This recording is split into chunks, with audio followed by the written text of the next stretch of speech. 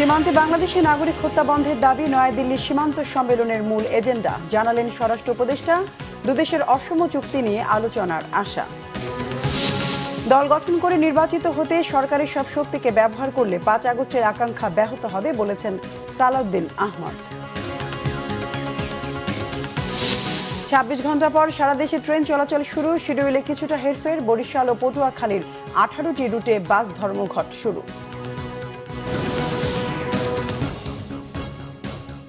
দেখছিলেন crown cement সংবাদ শিরোনাম।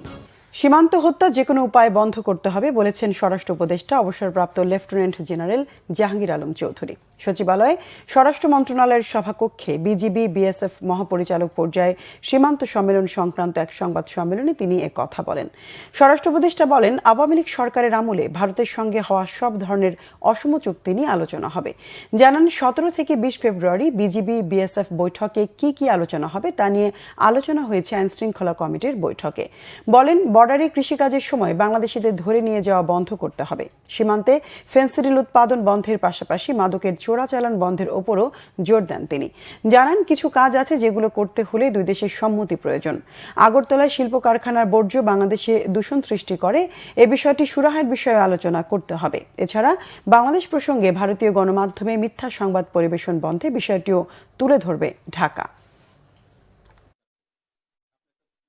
ভারতীয় নাগরিকরা বিএসএফ এবং অন্যান্য যারা যে আমাদের যে সীমান্তে যে হত্যা করছে ওটা যেভাবে হোক তাদের বন্ধ করতে হবে। এটা কোনোভাবেই গ্রহণযোগ্য না, এটা ইন্টারন্যাশনালিও এবং যে কোনো জায়গায় হোক না। এটা অনেক সময় দেখা গেছে যে বিএসএফ কর্তৃক এবং তাদের যে দুষ্কৃতিকারীরা আমাদের বাংলাদেশি নাগরিক ধরে নিয়ে যায় বর্ডার থেকে কৃষিকাজ করার সময়। এটা যেভাবে হোক এটা যেন তারা না করে, এই জন্য তাকে বলা। এই পর্যন্ত প্রায় তাদের সাথে 4টা চুক্তি হয়েছে। তো 2010 সালে যে একটা চুক্তি হয়েছে, ওই চুক্তিটার ভিতরেই একটুখানি বড় ধরনের একটু সমস্যা দেখা দিচ্ছে। ওই চুক্তিতে কিছুটা অসম চুক্তি আমরা সাইন করে ফেলছি। এইগুলি কেন তো বাতিল যেন করা হয়, এই জন্য তাদের আমরা বলবো, মানে একবার আমরা বাতিল করে দিলাম বলবো না, ওই জন্য আলোচনা হবে যে এই চুক্তিটা এইভাবে হয় নাই, এটা এইভাবে হওয়া দরকার ছিল। দল গঠন করে নির্বাচিত হবার জন্য যদি সরকারের সব শক্তিকে ব্যবহার করা হয় তাহলে 5 আগস্টের আকাঙ্ক্ষা ব্যাহত হবে, এমন মন্তব্য করেছেন বিএনপির স্থায়ী কমিটির সদস্য সালাউদ্দিন আহমদ। তিনি বলেন, একনায়কতন্ত্র যেন আর ফিরে না আসে, সেজন্য ঐক্যমত্যের বিকল্প নেই। জাতীয় প্রেস ক্লাবে বাংলাদেশ জার্নালিস্ট অ্যাসোসিয়েশন আয়োজিত এক আলোচনায় তিনি বলেন, দিন শেষে ব্যক্তি বা দল নয়, বাংলাদেশকে জিততে দিতে হবে। আরও বলেন, বিচারের মাধ্যমে নির্ধারিত হোক আওয়ামী লীগ নির্বাচনে অংশ নিতে পারবে কি পারবে না, জনগণই সিদ্ধান্ত নেবে আওয়ামী লীগের বিষয়ে। সালাউদ্দিন আহমেদ বলেন, জাতীয় নির্বাচন বিলম্বিত হলে তার যৌক্তিকতা জনগণের কাছে স্পষ্ট করতে হবে সংশ্লিষ্টদের। মহান মুক্তিযুদ্ধ এবং দেশের স্বাধীনতার সমকক্ষ অন্য কিছু রাখার বিষয়টি বিস্তর আলোচনার দাবি রাখে। এ বিষয়ে সতর্ক থাকার কথাও বলেন বিএনপির এই নেতা। রাজনৈতিক দল গঠন করার জন্য রাজনৈতিক প্রক্রিয়ার মধ্য দিয়ে জনগণের সামনে আবির্ভূত হওয়া উত্তম। স্বাভাবিক রাজনৈতিক প্রক্রিয়ার মধ্য দিয়ে একটি গণতান্ত্রিক রাজনৈতিক দলের যদি আত্মপ্রকাশ হয়, সেটা আমরাও স্বাগত জানাবো, জনগণও স্বাগত জানাবে। আসুক, এখন নির্বাচিত হওয়ার জন্য যদি বিভিন্ন কৌশলে সরকারের সমস্ত শক্তিকে প্রয়োগ করতে হয়, সেটা ফেসিবাদকে আবার দোষারোপ করে কি লাভ হবে তাহলে?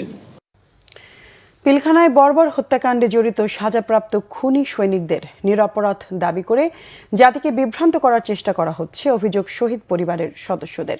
5 আগস্টের পর পরিবর্তিত পরিস্থিতিতে পিলখানা হত্যাকাণ্ডে সাজাপ্রাপ্ত বিডিআর সদস্যদের নিরপরাধ দাবি করে আন্দোলন হয়।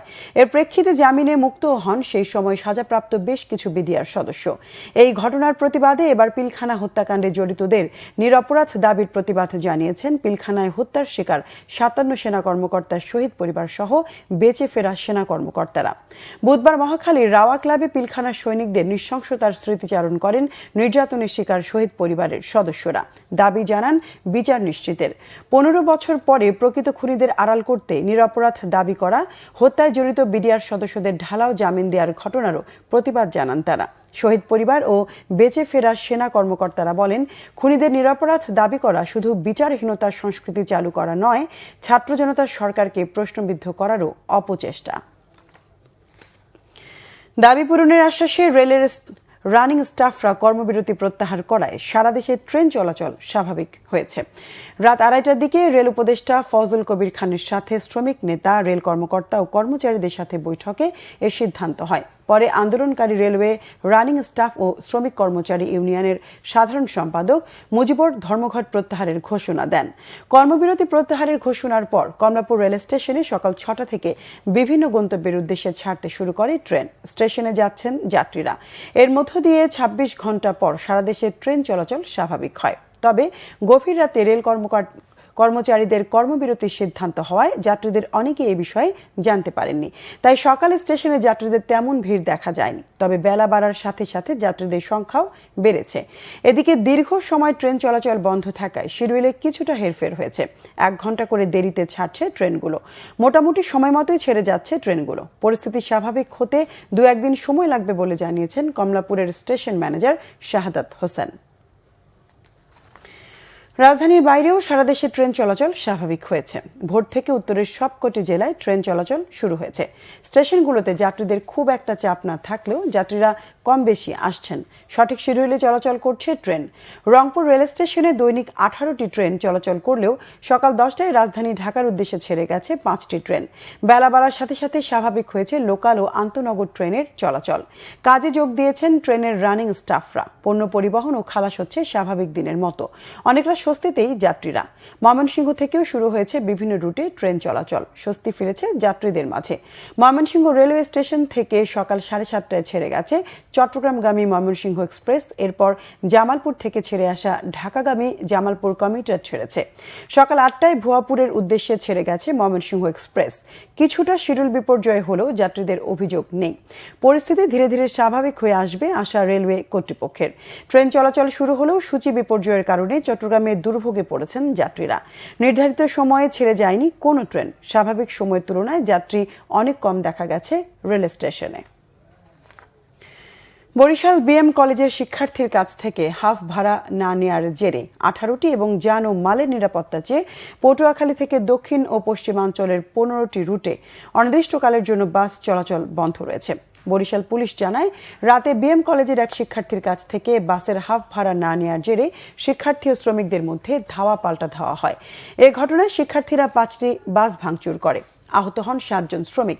এর প্রতিবাদে এই বাস শ্রমিকরা 5 জেলায় 18টি রুটে অনির্দিষ্টকালের জন্য ধর্মঘটের ডাক দেন।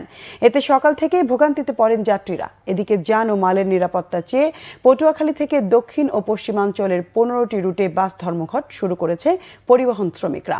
তারা জানান, বরিশালের রূপাতলী বাস স্ট্যান্ড এলাকায় ঝালকাঠি, পটুয়াখালী ও বরগুনার 3টি গাড়ি, 3টি মোটরসাইকেল ও শ্রমিক ইউনিয়নের কার্যালয় ভাঙচুর করার প্রতিবাদে ধর্মঘটের ডাক দেন তারা। ধর্মঘটের কারণে বরিশাল, খুলনা, পিরোজপুর, মঠবাড়িয়া ও পাথরঘাটা সহ 15টি রুটে বাস চলাচল বন্ধ রয়েছে। অন্যদিকে মঙ্গলবার সন্ধ্যায় ভোলা বীরশ্রেষ্ঠ মোস্তফা কামাল বাস টার্মিনালে বাস ভাঙচুর ও মালিক শ্রমিকদের ওপর হামলার প্রতিবাদে অনির্দিষ্টকালের জন্য বাস চলাচল বন্ধ রেখেছে মালিক শ্রমিকরা। এই ঘটনায় কয়েকটি সিএনজিতে আগুন দেওয়া হয়। দূরপাল্লার বাস চলাচল বন্ধ থাকায় ভোগান্তিতে পড়েন যাত্রীরা। দর্শক, এই ছিল এখনকার মতো। পরের সংবাদ সন্ধ্যা 6টায়। এর আগে 5টায় রয়েছে নিউজ টপ 10, দেখার আমন্ত্রণ রইল। এছাড়া বাংলাভিশন সংবাদ ও সংবাদ সংশ্লিষ্ট অনুষ্ঠান দেখতে ভিজিট করুন www.bvnews24.com ও facebook.com/banglavishnewse এবং সাবস্ক্রাইব করুন youtube.com/banglavishnewse। এতক্ষণ সঙ্গে থাকায় ধন্যবাদ সবাইকে।